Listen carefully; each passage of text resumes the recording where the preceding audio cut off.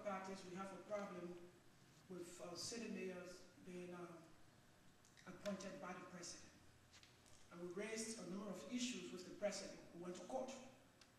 When we went to court, the Supreme Court ruled in favor of the president that she could appoint. But that person that is appointed, the act should be repealed, that she cannot levy taxes against the people, because once you serve at the will and pleasure of the president, you cannot be levying tax against our people collecting taxes. So we are asking for that act to be repealed. Presently, at the stands, Madam Brown, the city mayor, is still active. It comes to the municipal elections. We have been asking the president that we have these municipal elections. It's been over 4 years. And the reason why it is important to our political parties to ensure that come 2011 we have a level playing field wherein all of us can participate at an equal pace. But up to now, nothing has been done. When you go to the Senate, your strength is to lobby. You gotta have the charisma to lobby with your colleagues, and you can help to sponsor that bill. And I'm sure the president and other people will be very excited about that bill. So we're going to, when we get there, we are not there yet. When we get there, we're going to do our best. As an individual, I think it's my responsibility to help and lobby with my colleagues. I know most of our colleagues in there, some of them maybe might be American citizens, but again, we're going to try to do our best because we are all Nigerians, regardless of which planet of Earth we find ourselves. I think we should be afforded the opportunity to exercise our franchise. But when it comes to where you vote, like in America, Liberia has now reached a stage where they have the mechanism put into place that they can be able to have sustainability is our problem. We have a little business that is operating within 1 month, about 3 big cars. So you have the Lebanese who are quote unquote almost like a citizen in Liberia, have been there for years, and the big businesses. So you will find out that we together is not the responsibility of an individual. I, as a senator, would not make that difference that people think is going to happen overnight. It has to be a process. It has to be Liberians preparing themselves to work towards sanity. Liberians that are preparing to say, look, we're not going to go this way. This is what we are going to do to bring that change. But if you have, quote unquote, maybe the President of the Republic of Liberia, depending on the Lebanese to bring in certain petroleum products, how can a Liberian now become that chairman for the Chamber of Commerce? So we have a long way to go. We're getting there. We're going to get there, but it's a gradual process. And all of us, yes, I could push something, but the lawmakers have to see the reason. The lawmakers have to understand that this is because of Liberia. This is a Liberia's agenda. This is what we want to do. Are we prepared to make the sacrifices that Ghana made? That look, we're going to stay in line for bread, but we're going to develop our country. We're not going to use, when you send our Western Union, when the money gets in Ghana, it's cities. But what happened in Liberia? You send 20,000 United States dollars from here, but it gets in Liberia, it's 20,000 United States bucks. So we are getting there, but we're far away from home. It takes commitment, dedication, and patriotic, loving Liberians to say, look, let us be hungry for 2 years. We need programs to do that. It doesn't happen overnight. It's amazing. Yeah, my name is Arako Amazing. I am an interim opposition and sometimes a sympathizer of other society. We have a problem, and the problem is between diaspora Liberian and home-based Liberian. Most often do with business that the home-based Liberian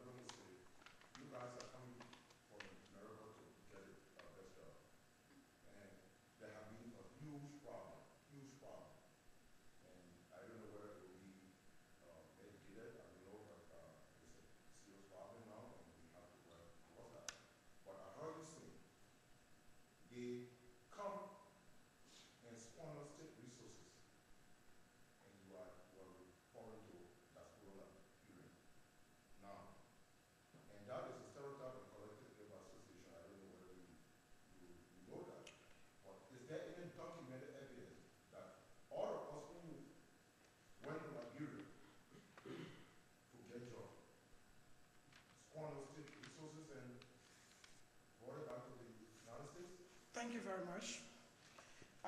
Before I got to that point, I had a basis. And I explained to you, and then I said, yes, it is nothing wrong to have qualified and competent people going to Liberia to work. But something is terribly wrong when you have people who the country feels, once you get out of Liberia and you come in the diaspora, most especially America, and you got 2 PhDs, master's degree, and what have you, knowing the kind of system that you work with in this country. You're talking about a system, maybe some people keep on, how do you call this thing? Pardon? Refugee settlement? Yes. You had an organization, let me just defer a little bit. You had an organization in Liberia that was totally responsible for repatriation to America. When you get in America, you have another organization that is responsible for resettlement. And after that, you have another organization that is responsible to give you food and shelter. And after 90 days, you have another organization that is responsible to give you your green card. Let me go back to your question. The reason why Liberians back home are getting offended that people come from the diaspora and they squander state resources, there are proofs. There are unchecked proofs. It's happening over and over and again. Now, when you come from America with that degree, people expect much. People expect better. People see you as bringing back home something that can impact and help our economy. That's how they perceive you. Well, sometimes it's envy between going to school in Liberia, University of Liberia, and coming to Chicago, Illinois. When you compare these two universities, wow, it's a big gap. So you have the morale, you have the expertise, you did computer, you did, sound laboratory, everything. So people are envious. But now you get to Liberia, we expect you. You are going to a system wherein you're supposed to be helping that system.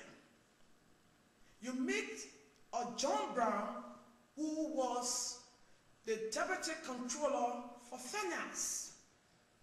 And you come. As a person that is just coming into the system, what you should have done was to send out a memo asking the people to submit to your office their job description. You have to learn the system. Most of the time, they get there and say, look, I have the PhD, I'm from America. You don't need anybody's assistance. And before you become a big man, you must be born, you must crawl, you must walk before you talk. So when you come from the diaspora, you did not learn in school to be a finance minister. You did not learn in school to be the president. You learned the presidency on the job. You learn the senatorial thing on the job. So you have to be able to listen to those people that you meet on the ground. But most often, and there are examples of that. So I'm sorry if you feel offended as people from the diaspora, because we are encouraging you to come home to help us and give us those body ideas that can be able to impact the livelihood of Liberians. Yeah. Mr. Ketama. When you come back, Mr. Brown. My name is Ben Brown. Since the TRC report came out, there seemed to be a battle between the executive and the Senate or the House. I will say to you first, when I get to that bridge, I will cross it, but I would like to also take it from the political point of view, where we stand as a political party. The TRC report is a very, very critical issue.